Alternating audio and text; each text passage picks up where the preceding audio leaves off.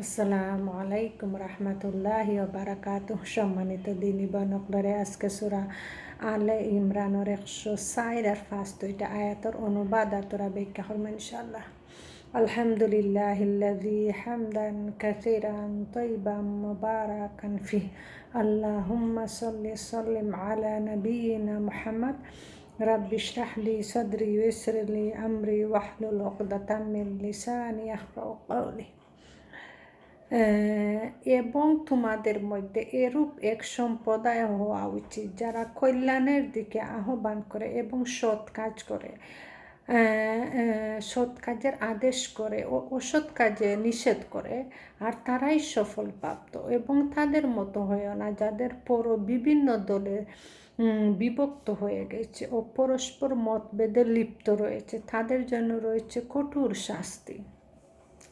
আল্লাহ সুবহানাহু ওয়া তাআলা এই আয়াতের মাঝে কি মুমিন হলরে উপদেশ দিয়া দিরা যে কি একদল মানুষ থাকা কি এটা হলো কি ফরজে খেফায়া, প্রতিটা মানুষের উপরে ফরজ থাকবে। ফরজে খেফায়া একজন করলে ও যে কি যে মানুষরা কি সৎ কাজের লাগে উপদেশ দেওয়া কি, যেমন মানুষের কি আর অসৎ কাজটাকে নিষেধ করা।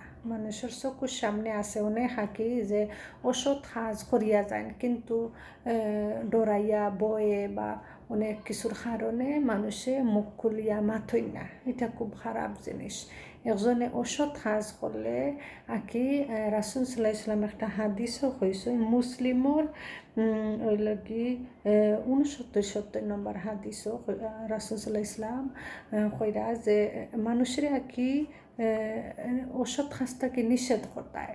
প্রথমে আকি হাত দ্বারা মুখ দ্বারা আও যদি সম্ভব না হয় তাহলে অন্তর দিয়ে আঁকি কিনা হতায়। তো এবার একজন নিম্ন পরিমাণও রাখি মুসলিম আঁকি চেষ্টা করতায় আঁকি হাত কিলাহানিও করা। অনেক পরিস্থিতি আছে যে অনেক সময় আঁকি মানুষের লগে আঁকি জাহিল মানুষের লগে মাতা যায় না বা নিষেধ দিলে তোমার লগে আরও সমস্যা করব ওলাখান। তো ওই সময় কৌশল করতায়, কৌশল করে আঁকি বাধা দিতায়। এমনও পরিস্থিতি থাকে যদি যে না কৌশলও আঁকি খাম করতো নাই বা মুখ দি মাতলে প্রবলেম হইব বা করতায়। তবু অন্তত আঁকি জেলার চেষ্টা করি। আর যে এমন পরিস্থিতি হয় তবু কি অন্তর দিগিন না করা গলাখান। তো যে এটাই লাগে খুব সবর খাম, এটাই লাগে কল্যাণর খাম আঁকি যারা মানুষরা আঁকি আল্লাহর দিকে আহ্বান করবা, সৎ উপদেশ আঁকি করবা। এই নিজেও আঁকি সব কিছু ইমান আমল চরিত্র সব কিছু আগে নিজের আগে ঠিক করতে হইবা, ঠিক করিয়া তারপর করতে হইবা। না কিয়ামতের দিন থান লাগিও বয়ানক কহিব যদি নিজের আমল ঠিক করই না। আগে নিজের সব কিছু আমল ঠিক করিয়া অন্যজনকে উপদেশ দেওয়া। যদি নিজের আমলের মাঝে কোনো কমতি থাকে, কোনো বাদ থাকে, তোগুলো আগে ঠিক করা, ঠিক করিয়া কি করে রাখা। নিজে যদি একজন অসৎ কাম করেন আর অন্যজনকে উপদেশ দেন তো হইব না, ওই তো না। এটা দুনিয়ার মানুষেরও গেছেও খারাপই হইবা আর আল্লাহর গেছেও তো বাদ হইবা।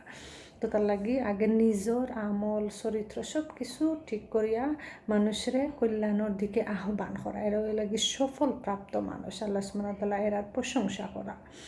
তো আবহাওয়া এবং তাদের মতো হয় না যাদের পর ও বিভিন্ন দলে দলে বিভক্ত হয়ে গেছে আর পরস্পর মতভেদে লিপ্ত রয়েছে, তাদের জন্য রয়েছে কঠোর শাস্তি।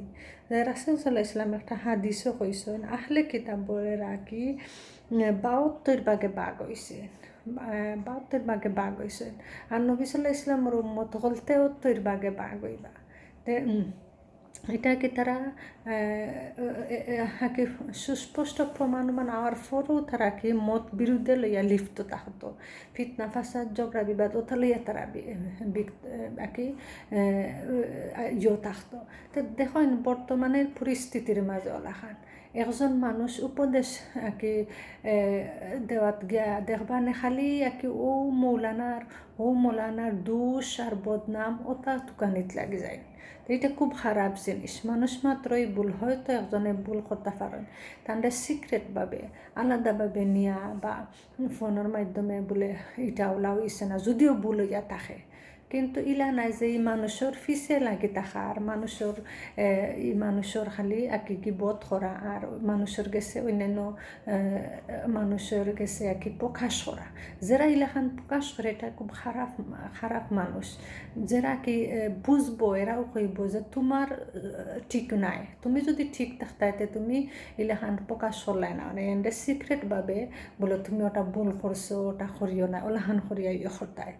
তো এটা উম্মতর মাঝে নবী সাল্লাল্লাহু আলাইহি ওয়াসাল্লামের উম্মতর মাঝে ৭৩ ভাগে ভাগ হইবা, তো মাত্র একটি দল জান্নাতও যাইবা। আল্লাহ যাতে আমরা ও দলের মাঝে অন্তর্ভুক্ত করেন। বেশি বেশি করে দোয়া করতাম যে দলে জান্নাত যাইব, যে দল জান্নাতও যাইব।